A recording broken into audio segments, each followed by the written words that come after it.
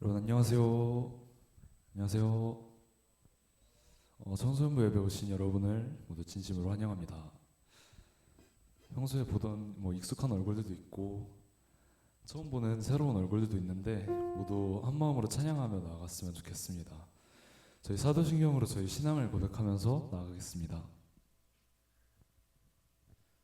전능하사 천지를 만드신 하나님 아버지를 내가 믿사오며 그 외아들 우리 주 예수 그리스도를 믿사오니 이는 성령으로 잉태하사 동정녀 마리아에게서 나시고 본디오 빌라도에게 고난을 받으사 십자가에 못 박혀 죽으시고 장사한 지 사흘 만에 죽은 자 가운데서 다시 살아나시며 하늘에 오르사 전능하신 하나님 우편에 앉아 계시다가 저희로서 산 자와 죽은 자를 심판하러 오시리라. 성령을 믿사오며 거룩한 공회와 성도가 서로 교통하는 것과 죄를 사하여 주시는 것과 몸이 다시 사는 것과 영원히 사는 것을 믿사옵나이다. 아멘.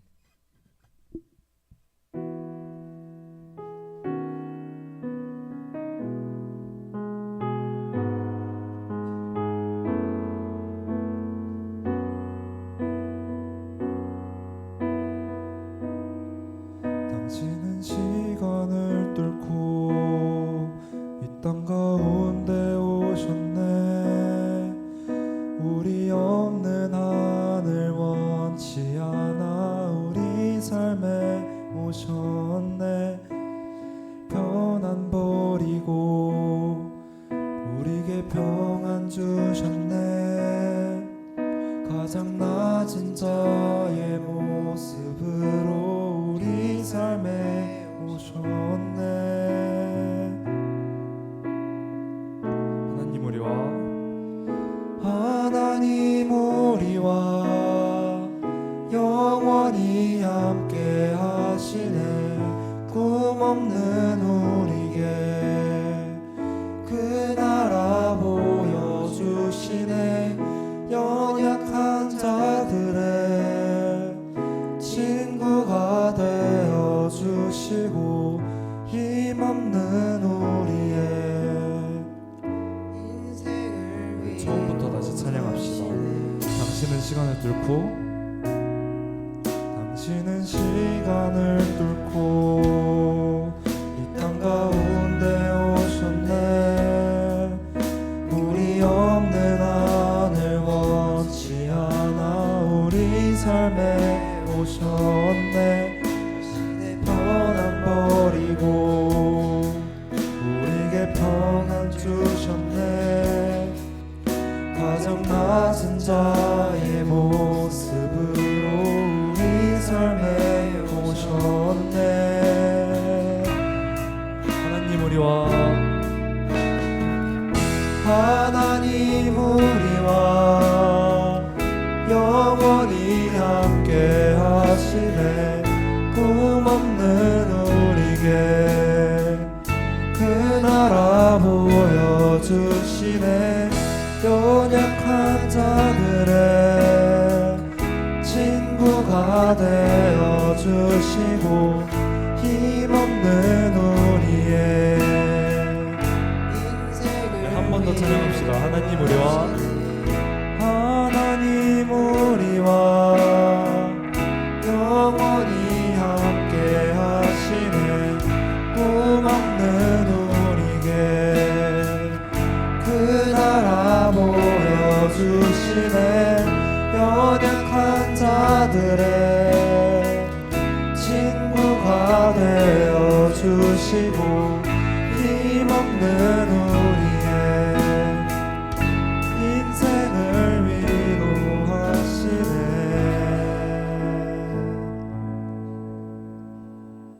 아멘. 우리 이 시간에는 좀 신나게 찬양하면 좋겠는데 일어나서 박수 치면서 찬양하면 좋겠습니다.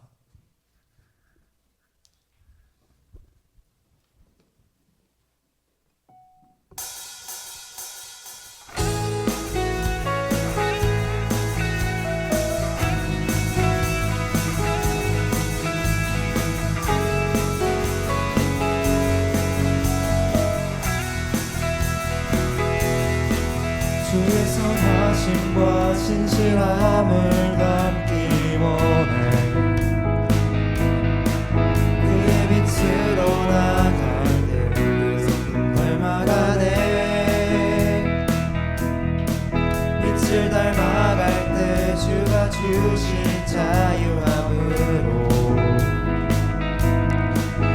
옳은 대로 돌아와서 별같이 비추네. 빛으로 비추시네. 빛으로 비추시네. 어둠이 드러나고 나를 숨은 어둠에서 벗어나게 하시네. 빛으로 일어서네. 어둠이 밝혀지고 빛 대신 우리 주와 그 생명길 안에. 다시 한번 찬양합시다. 빛으로 비추시네. 비추시네. 어둠이 드러나고 나를 숨은 어물에서 벗어나게 하시네. 빛으로 일어서네. 어둠이 밝혀지고 빛 대신 우리 주와. 처음부터 다시 한번 찬양합시다. 주의 선하심과 주의 선하심과 진실함을 담기 원해. 그의 빛으로 나갈 때 그 성품 닮아가네. 빛을 닮아갈 때 주가 주신 자유함으로 옳은 대로 돌아와서 별같이 비추네. 빛으로 비추시네. 비추시네. 어둠이 드러나고 나를 숨은 어물에서 벗어나게 하시네. 빛으로 일어서네. 어둠이 밝혀지고 빛 대신 우리 주와. 한 번 더 찬양합시다. 빛으로 비추시네. 빛으로 비추시네. 어둠이 드러나고 나를 숨은 어물에서 벗어나게 하시네. 빛으로 일어서네. 어둠이 밝혀지고 대신 우리 주와. 마지막으로 마음 다해 찬양을 해주겠습니다. 빛으로 비추시네. 빛으로 비추시네. 어둠이 드러나고 나를 숨은 어물에서 벗어나게 하시네. 빛으로 일어서네. 어둠이 밝혀지고 빛 대신 우리 주와 그 생명길 가네.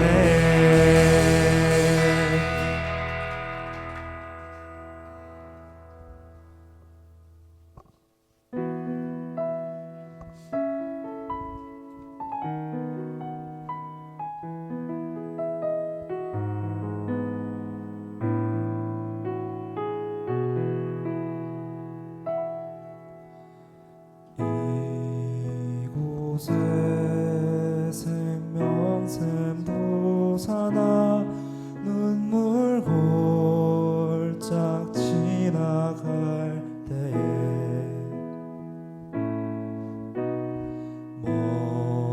모자나 열매 맺히고 웃음소리 넘쳐나리라. 꽃들도 구름도 바람도 넓은 바다도 찬양하라 찬양하라 예수를. 하늘을 울리며 노래해 나의 영혼아. 은혜의 주 은혜의 주 은혜의 주. 처음부터 찬양합시다. 그날에 하늘이 열리고 모든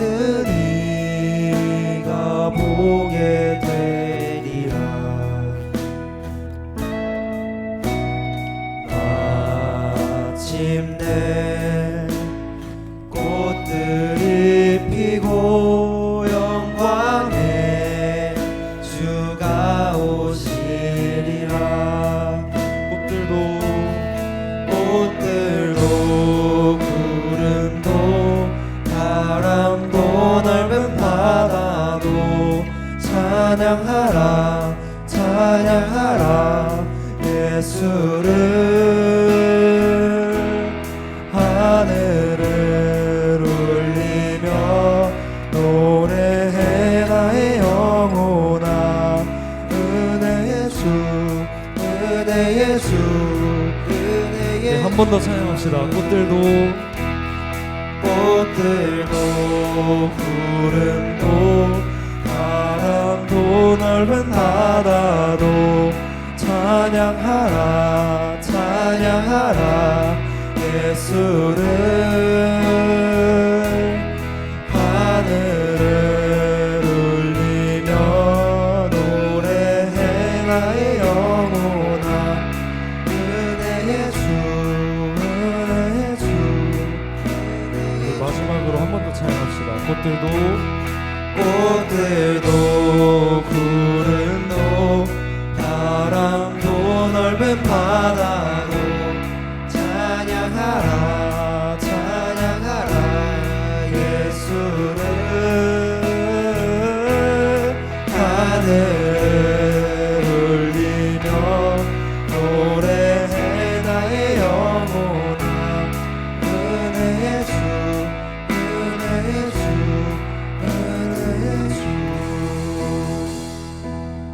꽃들도 구름도 바람도 넓은 바다도 찬양하라 찬양하라 예수를 하늘을 울리며 노래해 나의 영혼아 은혜의 주 은혜의 주 은혜의 주. 하나님을 찬양하는 마음으로 기도드리며 나아가겠습니다.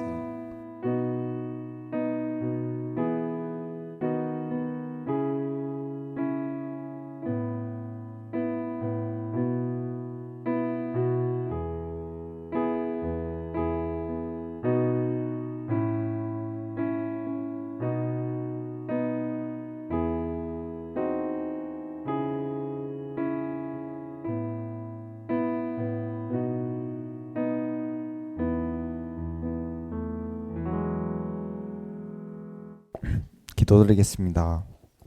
사랑이 많으신 하나님 아버지 감사드립니다. 오늘 이 자리 가운데 주님을 찬양하고 예배하기 위해 모였습니다.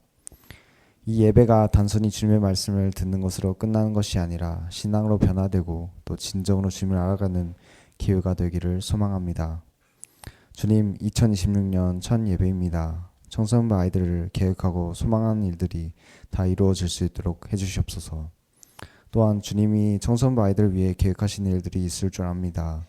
주님이 청소년부 아이들 하나하나에 계획하신 일, 또 맡겨진 사명을 위해 일하는 그런 청소년부 아이들 될 수 있도록 도와주시옵소서. 또한 청소년부의 새로운 신입생들이 청소년부 형 누나들과 잘 어울리고 적응을 잘 할 수 있도록 해주시옵고, 청소년부를 통해 신앙이 변화되어가는 그런 아이들 될 수 있도록 도와주시옵소서. 주님, 수련회를 앞두고 있습니다. 주님의 공동체가 무엇인지 직접 보고 느끼게 하여 주시옵고 안전하게 잘 다닐 수 있도록 도와주시옵소서. 하나 더 바라옵기는 오늘 말씀을 전하시는 손태웅 전사님에게 주님의 힘과 권능 주시어 살아계신 하나님을 잘 전할 수 있도록 해주시옵소서. 예수님 이름으로 기도하였습니다. 아멘.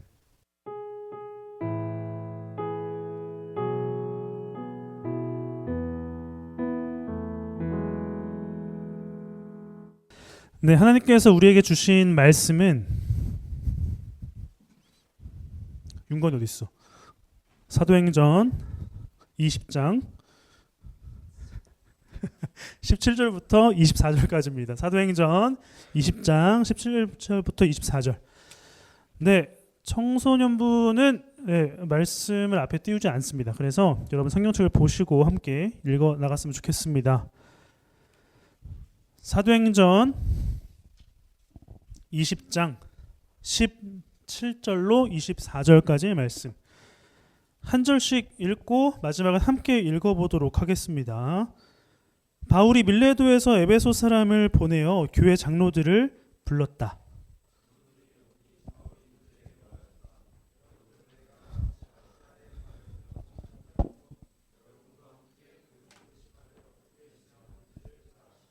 나는 겸손과 많은 눈물로 주님을 섬겼습니다. 그러는 가운데 나는 또 유대 사람들의 음모로 내게 덮친 온갖 시련을 겪었습니다.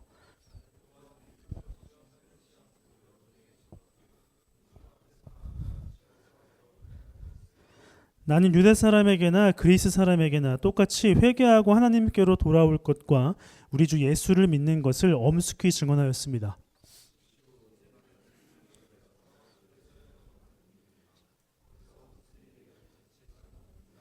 다만 내가 아는 것은 성령이 내게 일러주시는 것뿐인데 어느 도시에서든지 투옥과 환란이 나를 기다리고 있다는 것입니다.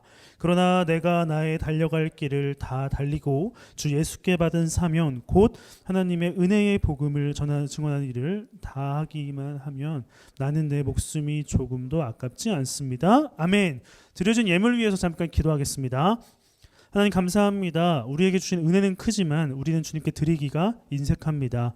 그럼에도 주님 우리의 발걸음을 기억해 주시고 이 시간 우리가 드리는 시간도 기억하여 주시옵소서. 예수님의 이름으로 기도합니다. 아멘. 전도사님은 이번 주 금요일까지 그 작은 설교문과 논문을 써야 돼요. 왜냐면은 이제 전도사님이 이제 목사님이 되기 위해서 강도사가 되어야 하는데 필답고사가 2월 초에 있어요. 근데 논문과 설교를 요번 주까지 써야지만 응시를 할 수가 있습니다. 그런데 너무나 바쁜 연말을 보내고 있어요. 뭐 성탄 발표회다 새벽기도다. 두 분의 목사님이 갑자기 사역을 내려놓으시는 바람에 그 빈자리를 나름 최선을 다해서 채워가느라 너무 분주하게 11월, 12월을 보냈던 것 같습니다. 그래서 요즘 기상시간이 3시 50분이에요. 매일매일 새벽기도 가느라고 전도사님은 논문과 설교문을 이번 주 금요일까지 쓸 수 있을까요?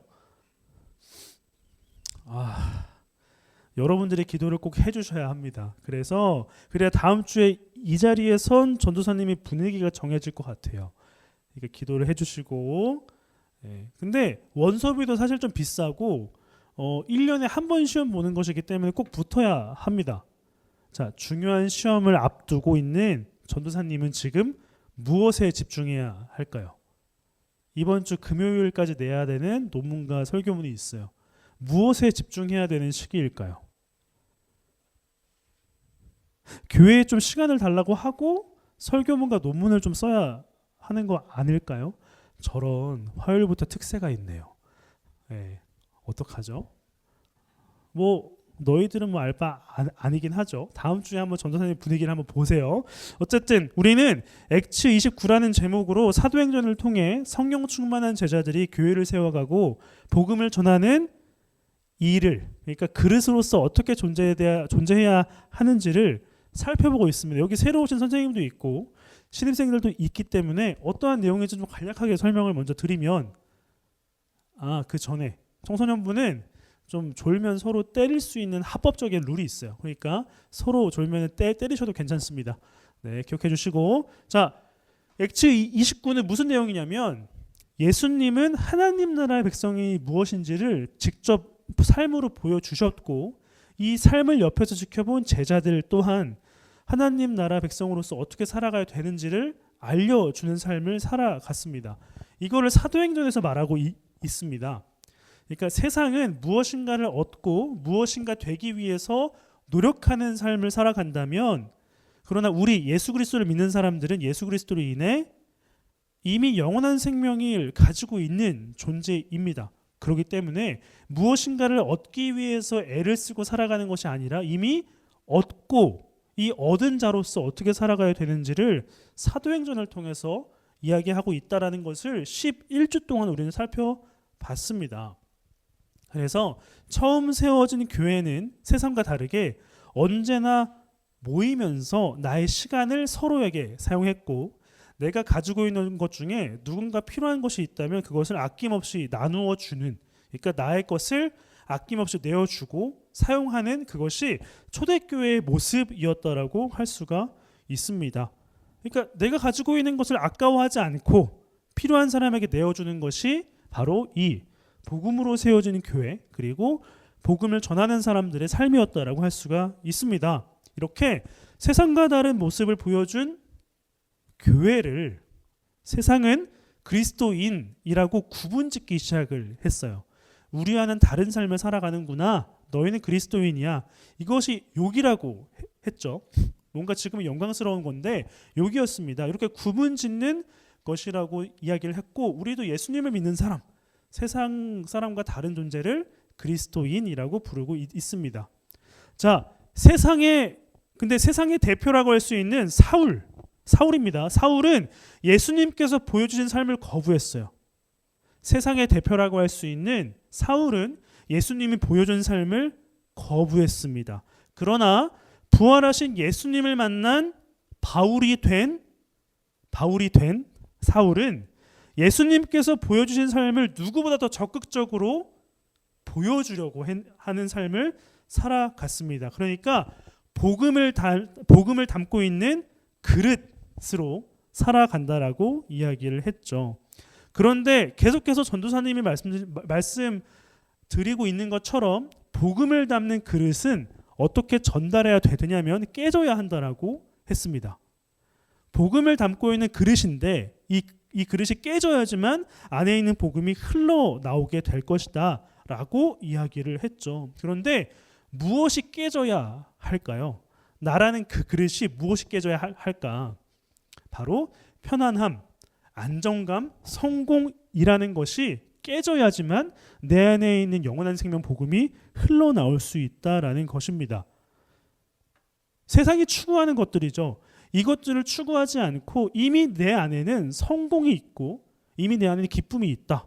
외부에서부터 얻고자 하는 것이 아니라 내 안에 있다라는 것을 느끼면 느낄수록 내가 깨지게 되고 내 안에 있는 것들이 흘러나오게 된다라고 하는데 깨진 그릇의 대표인 바울 형님의 말을 들어보죠. 우리 앞을 보시고 빌립보서 3장 7, 8절입니다. 앞을 보시고 다 같이 시작. 그때는 가치 있는 것들이었습니다. 그러나 예수 그리스도를 만난 이후 그 모든 것이 아무 쓸모없는 것임을 알았습니다. 그것들뿐만 아니라 이 세상 그 어떤 것도 내 주 예수 그리스도를 아는 것과 비교가 되지 않습니다. 예수 그리스도를 위하여 나는 모든 것을 버렸습니다. 모든 것이 쓰레기처럼 아무런 가치가 없다는 것을 이제 압니다. 이로써 나는 그리스도를 알게 되었습니다. 아멘. 바울은 그동안 자신이 가지고 있었던 모든 지식과 권위, 명예, 학위, 성공, 편안함 이런 것들이 예수 그리스도를 아는 일에는 아무런 소용이 없구나라는 것을 깨닫게 되었다라는 것이죠. 오히려 바울이 가지고 있는 모든 것들이 예수님이 누구인지 알아가는데 방해가 되었다. 이것이 바울이라는 그릇이 깨져버린 순간이었습니다. 순간이었어요. 바울이 이렇게 고백할 수 있었던 이유, 그러니까 예수님을 믿는 사람을 핍박하다가 갑자기 예수님을 믿는 사람이 되어버린 이유는 무엇일까?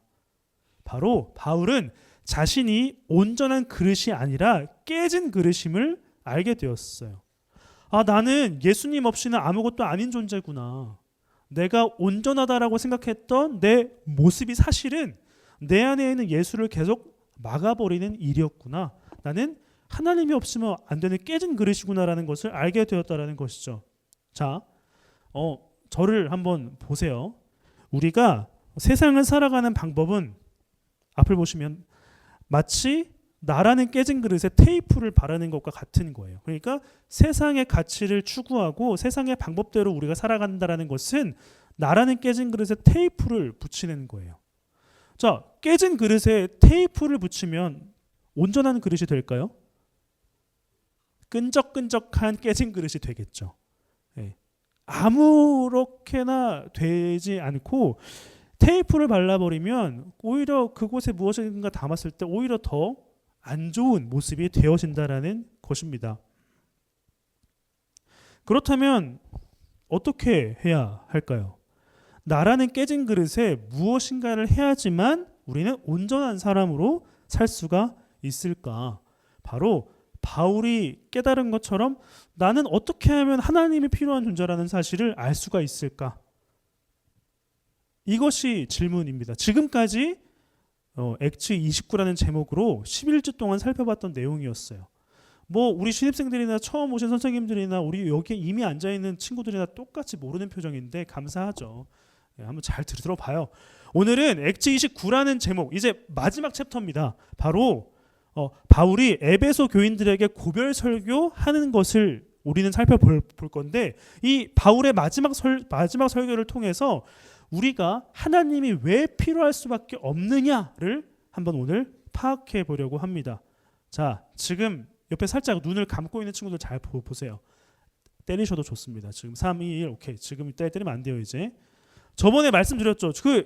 설교하고 있는데 앞에서 눈을 이렇게 하고 있으면 무서워서 설교를 못 해요. 그러니까 눈을 딱 뜨고 제대로 뜨고 집중하고 예배드렸으면 좋겠습니다. 오늘 이 바울의 고별 설교를 통해서 우리가 하나님이 필요할 수밖에 없는 깨진 그릇임을 알게 되는 저와 여러분 되기를 축복합니다. 자, 바울은 이방인들에게 복음을 전하는 전도 여행을 떠납니다. 근데 총 3번에 걸쳐서 떠나게 되는데 쉽게 정리해 볼게요. 앞을 보시고 1, 2차 전도 여행은 새로운 곳에 가서 복음을 전해요. 근데 3차 때는 이미 복음을 전한 곳에 가서 복음을 다시 단단하게 이야기해주고 다시금 빌드업할 수 있도록 도와주는 겁니다. 1, 2차 전도 여행 때는 새로운 곳에 가서 복음을 전했다면 3차 때는 이미 전한 곳을 가서 다시 그쪽을 단단하게 만드는 것이었다. 근데 바울이 마지막에 4차 전도 여행을 갔다라고도 사람들이 이야기해요. 왜냐하면 죄수의 신분으로 로마를 갔기 때문인데 바울은 그 당시에 세상의 중심이라고 할 수 있었던 로마를 가기를 원했어요. 이 세상의 중심 그리고 황제의 탄생을 복음이라고 말했던 그 로마에 가서 진정한 복음은 예수다라고 선포하고 싶었는데 계속 길이 막혔습니다. 그런데 결국 죄수의 신분으로 로마를 가게 돼요. 이것을 그래서 4차 전도 여행이라고도 부르게 됩니다. 비록 죄수의 신분이지만 바울은 로마에 가서 복음을 만나는 사람마다 전했다라고 이야기를 합니다. 어쨌든 오늘 에베소 교인들에게 마지막 설교하는 것은 3차 전도 여행 때 일어난 일입니다. 에베소에서 바울은 3년 동안 머물렀어요. 꽤 오랜 시간 동안 머물렀죠. 그러면서 복음을 전하고 에베소 교회가 세워지게 됩니다. 그런데 복음을 전하는 바울을 언제나 방해하는 사람들이 있어요. 네. 여러분들이 마치 교회에 나와야 되는데 졸음이 나를 방해를 하고 시험 기간이라는 핑계가 이렇게 생기는 것처럼 방해가 무조건 있다. 복음을 전하면 바울도 에베소에서 3년 동안 복음을 전했는데 갑자기 방해가 찾아와서 도망가게 됩니다. 떠나게 돼요. 그래서 다른 지역으로 복음을 전하다가 에베소와 인접한 밀레도라는 지역으로 다시 돌아오게 됩니다. 그곳에서 오늘의 본문이 시작이 되는 겁니다. 오늘 본문 17절의 말씀을 다 같이 읽어보죠. 17절입니다. 다 같이 성경책을 보시고 다 같이 읽어볼게요. 시작.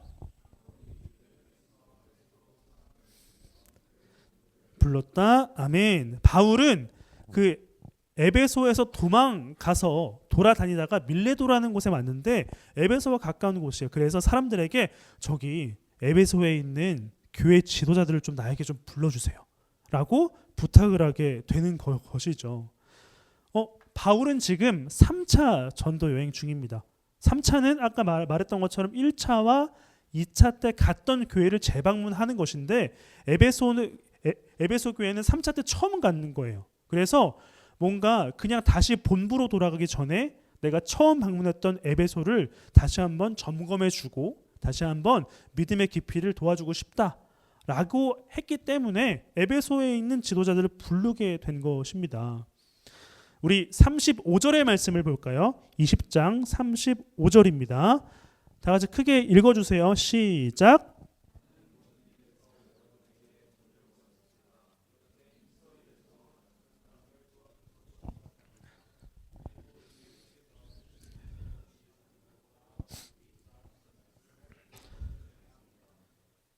아멘. 네, 크게 읽어주셨으면 좋겠습니다. 자, 바울이 에베소 교회 장로들에게 이야기한 내용의 요약이 35절의 말씀이에요. 결론적으로 내가 많은 이야기를 했지만 결론적으로 복음이라는 것은 주는 것이 받는 것보다 더 좋은 것이다라는 것이 복음의 내용이다라고 이야기를 하는 것이죠. 결국 바울은 에베소 교회 장로들에게 예수님이 보여주신 삶을 살아야 한다라고 말해주고 있는 것입니다. 우리 36절부터 38절의 말씀을 다 같이 읽어보죠. 36절부터 38절 시작. 바울은 말을 마치고 나서 그리고 모두 실컷 울고서 바울의 목을 끌어안고 입을 맞추었다. 그들은 가장 마음 아프게 한 것은 다시는 자기의 얼굴을 볼 수 없으리라고 한 바울의 말이었다. 그들은 배 타는 곳까지 바울을 배웅하였다. 아멘. 에베소 교회는 바울의 마지막 고별 설교를 통해 어떻게 살아야 하는지를 다시 한번 깨닫게 되었어요. 이 3년 동안 자신에게 어떻게 살아야 되는지를 보여준 바울과 헤어지는 것이 슬펐다라고 합니다. 여러분, 3년 하면 떠오르는 것이 무엇이 있습니까? 3년. 중학교 3년? 고등학교 3년? 예수님이 제자들과 함께한 시간이 3년입니다.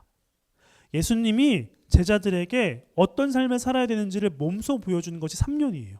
그런 것처럼 바울이 에베소 교회 사람들에게 3년 동안 어떻게 살아야 되는지를 자신의 삶을 통해 보여주었던 것입니다.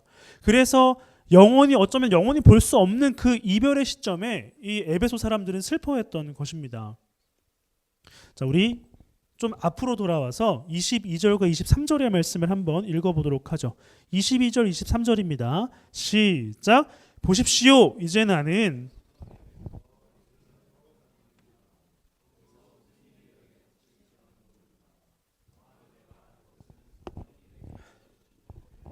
어느 도시에서든지 투옥과 환란이 나를 기다리고 있다는 것입니다. 아멘.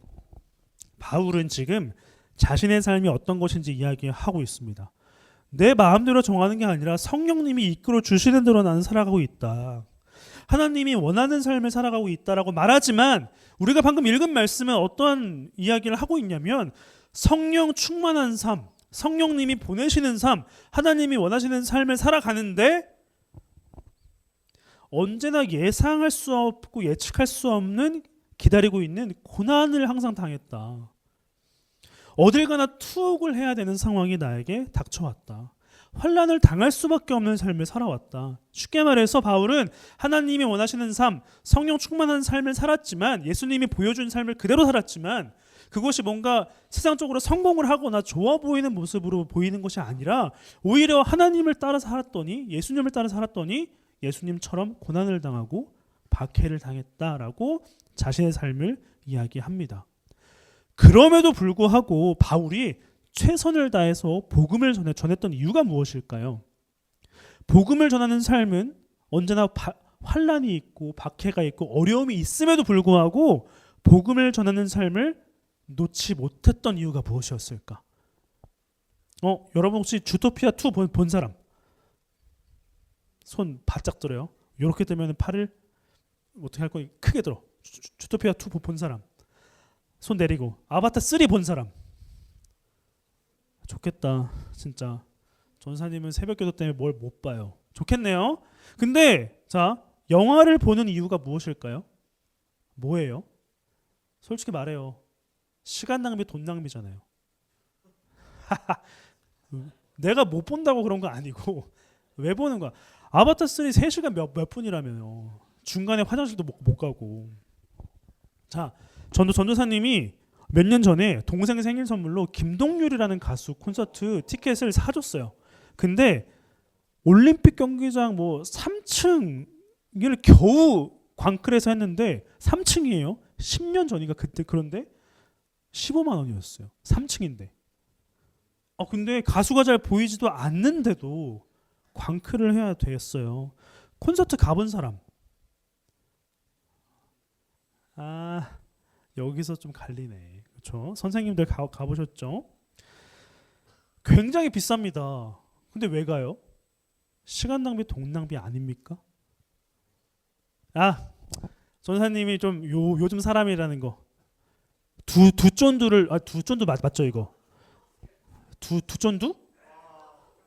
아무튼 이걸 먹었어요. 최근에. 두 쫀쿠 그래. 두바이 쫀득 쿠키를 먹었어요. 최근에 먹었어요.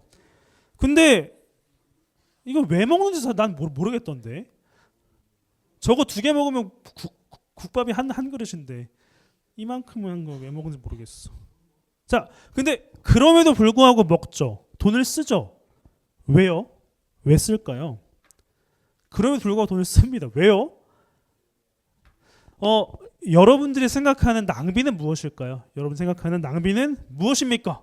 방금 간단하게 영화에서부터 콘서트 이런 거를 살펴봤던 것처럼 이런 것도 전 낭비라고 생각을 해요. 어떤 측면에서. 반대로 여러분들이 교회 나오는 것도 여러분들에게 낭비라고 생각하지 않을까요? 특별히 시험 기간에 체력과 시간과 졸음을 참아야 되는 모든 것들을 감수하고 교회에 나올 수밖에 없는 이유가 일단 엄마 아빠 때문이겠죠. 일단은 혼나니까, 용돈 끊기니까. 예? 자, 그렇다면 전도사님이에요. 처음에 했던 이야기. 자, 전도사님이 강도사 고시를 준비해야 돼요. 다른 동기분들은 다 지금 이미 논문 썼대요. 근데 전도사님은 핑계 같지만 핑계 아니에요. 너무 바빴어요. 예. 그래서 교회의 사정을 이야기하고 시간을 확보해서 논문을 써야 될까요? 근데 그럼에도 불구하고 전도사님의 강도사 고시를 준비하는 것보다 교회 일을 우선시하는 이유가 무엇일까요? 오늘 바울이 하는 에베소 교회를 향한 고별 설교의 내용을 통해서 전도사님이 하는 모든 이 시간들이 낭비가 아님을 조금이나마 알게 되었습니다.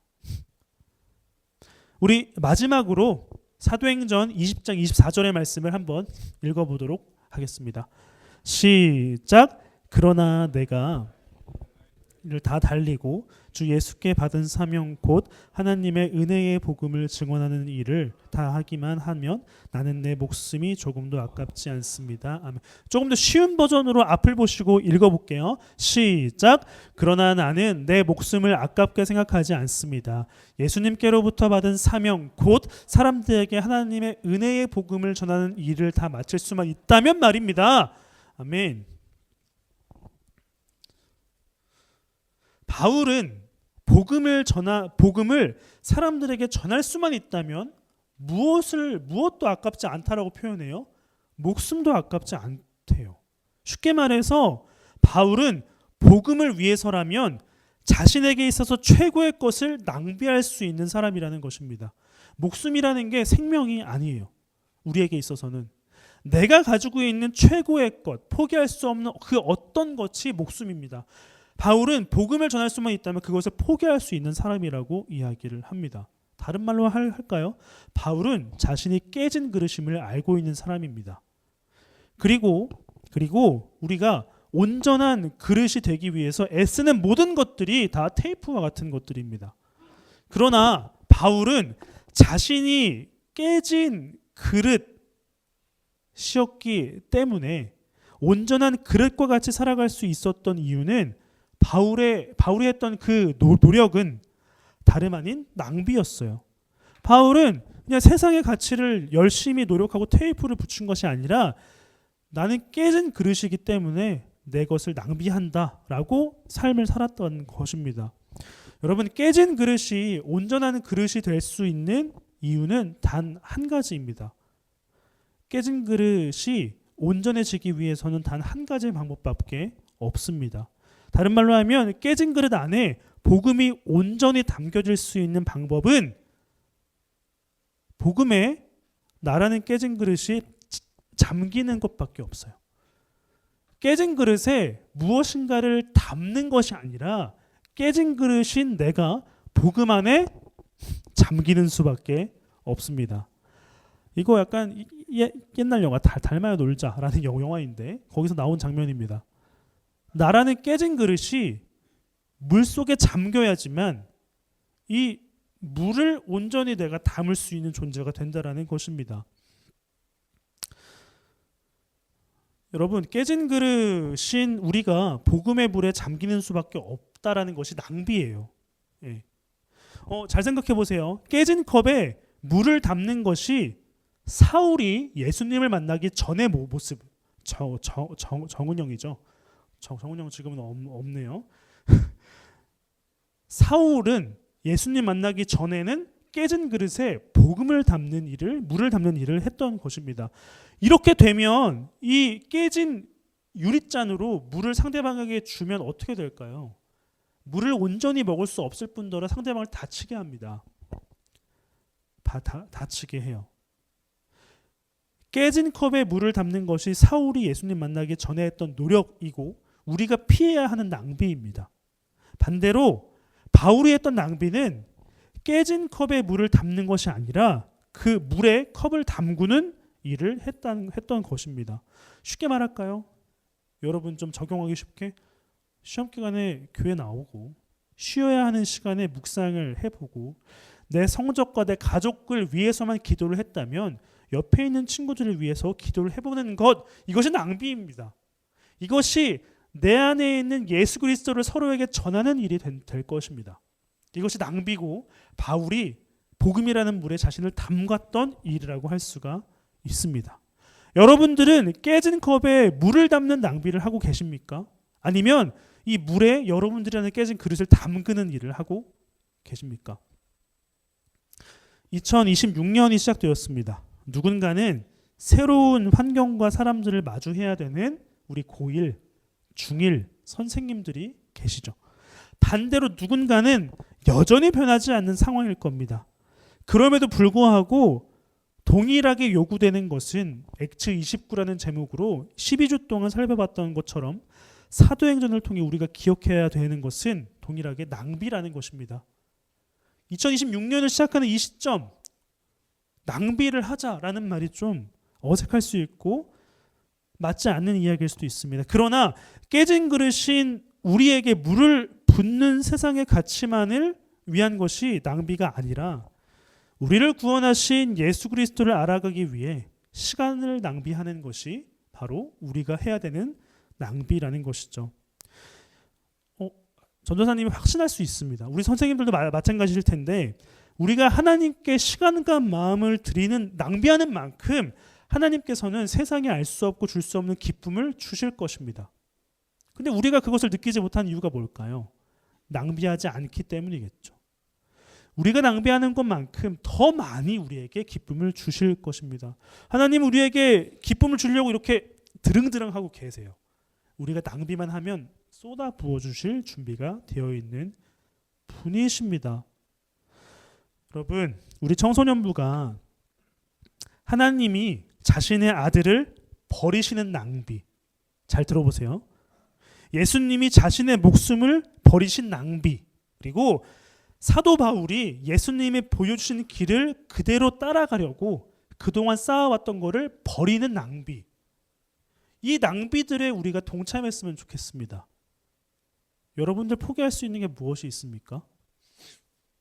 무엇이 있어요? 돈도 없고 가진 것도 없고 여자친구 남자친구도 없고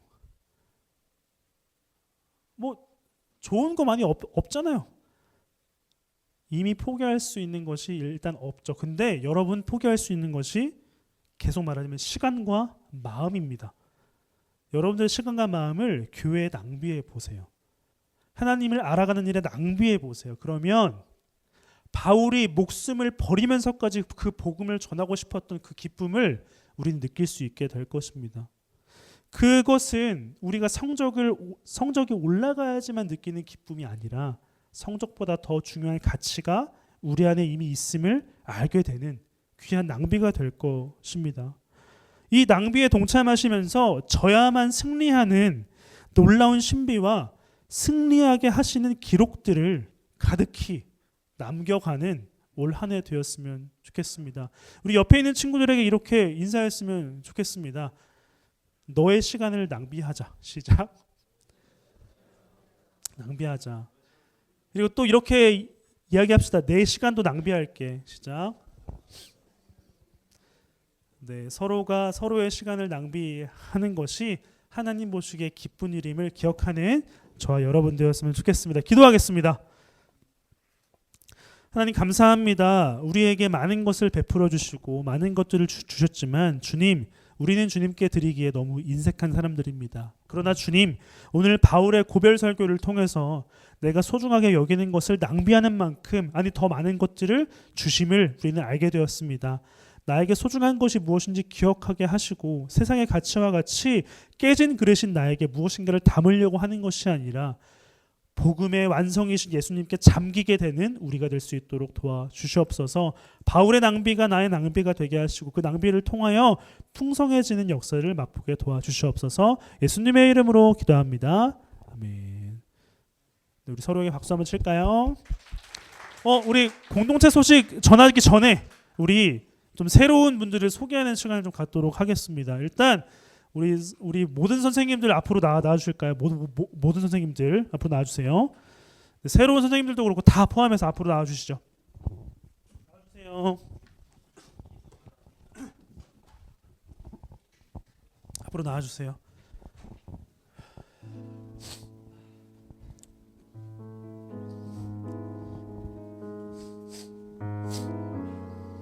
나와 주세요. 네. 몇 명이에요? 셀 수 있죠? 네? 여기서 한 분이 더 오셔야 돼요. 그래서 총 10분, 전선생님 빼고 10분이 맞죠? 네, 올해 함께 하시게 되셨는데 우리 새로 오신 분들도 계시고 처음 본 분들도 계시고 똑같은 말이네요. 기존에 계속 본 분들도 계시고 하는데 우리 잘 섬기겠습니다. 그리고 잘 지켜봐 주시고 여러분들을 위해서 낭비하실 우리 선생님들에게 좀 감사와 기대의 박수 한번 드릴까요? 박수. 네. 우리 새로 오신 분들만 남고 나머지 다 들어가 주시죠. 네. 저희 잠깐 좀 새로 오신 분들 소개하도록 하겠습니다. 그냥 뭐 성함과 그 기대하는 바 혹은 뭐 하고 싶은 말 정도 하시면 좋을 것 같습니다. 저기부터 하겠습니다.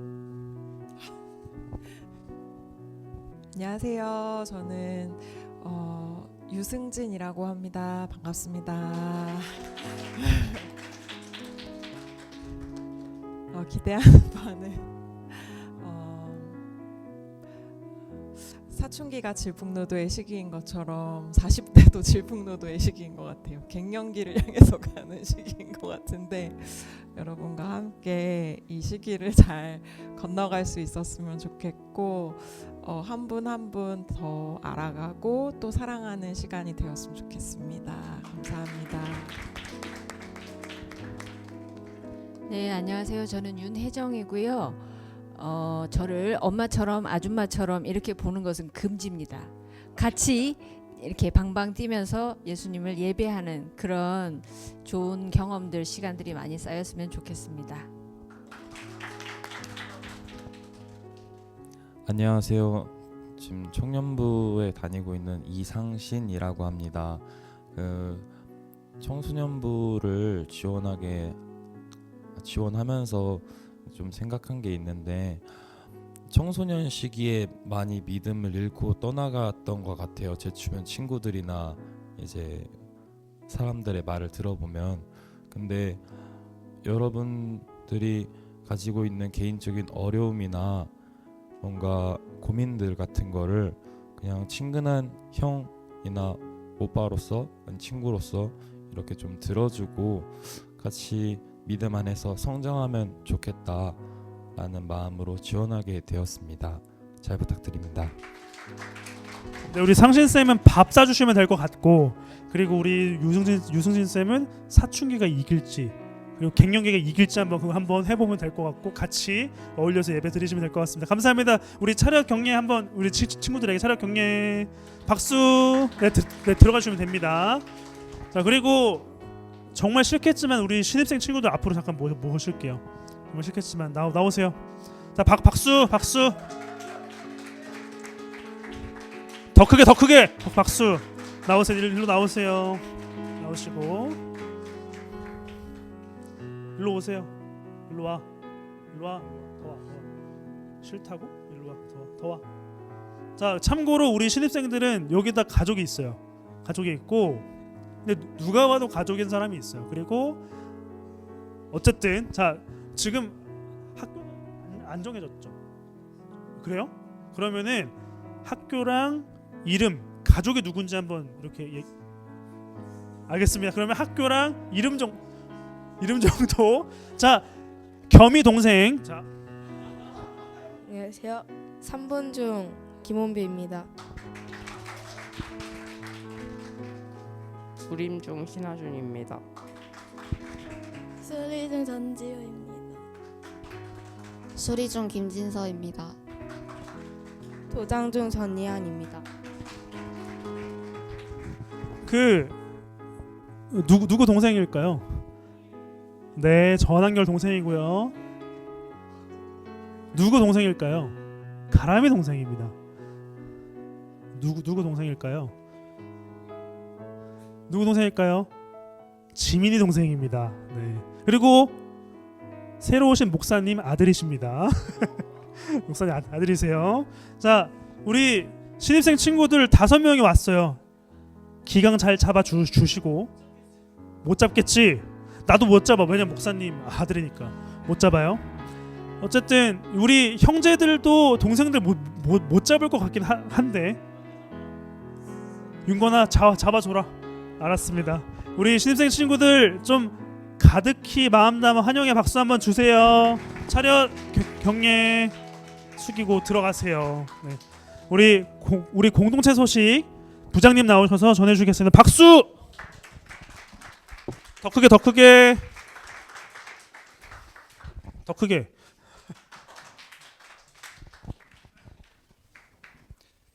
네, 새로 오신 선생님 또 우리 학생들 반갑고 환영합니다. 다시 한번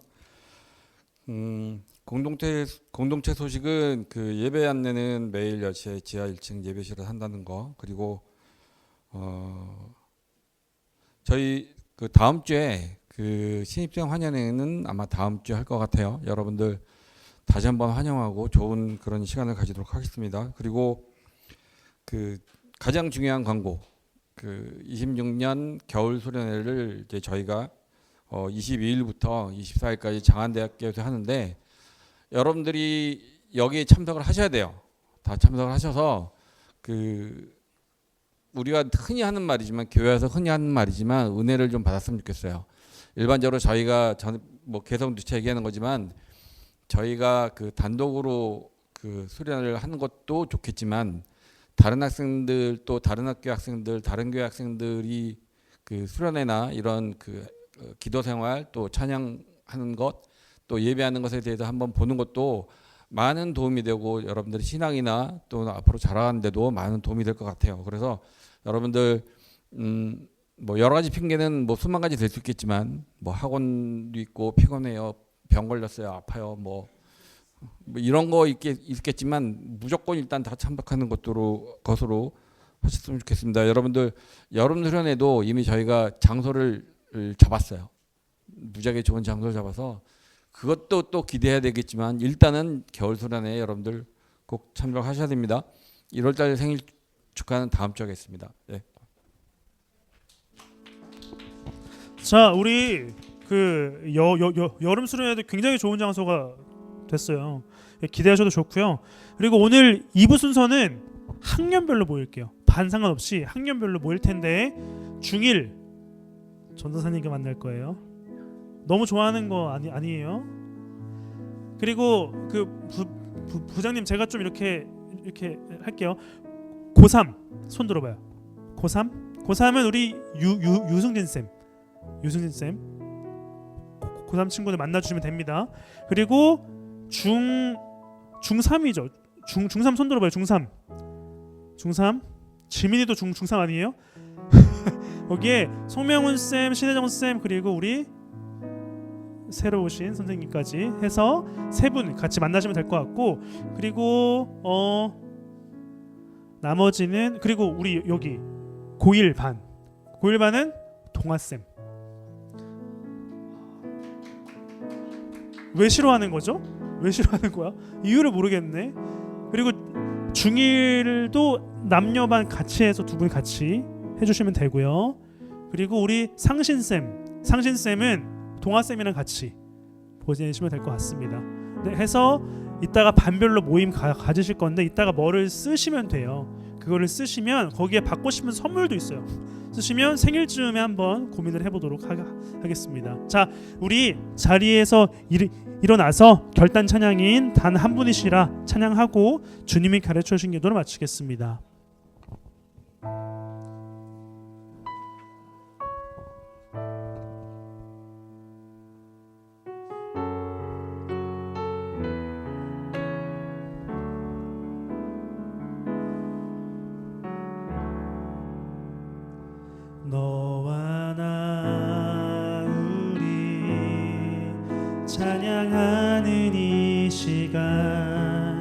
오직 주님 한 분 바라보며 여기 모였네.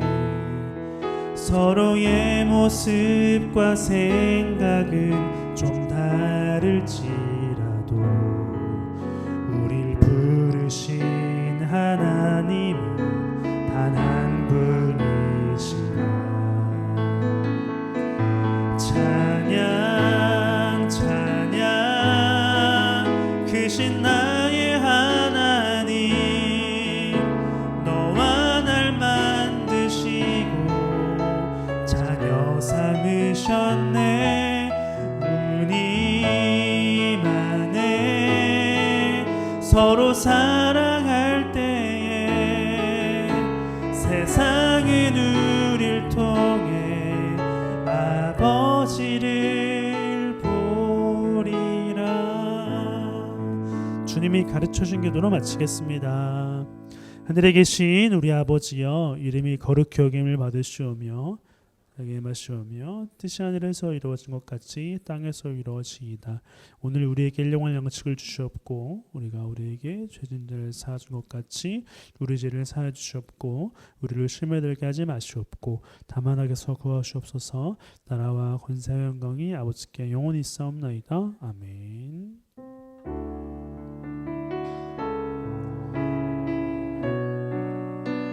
우리 하나님께 영광의 박수 함께 올려드립시다.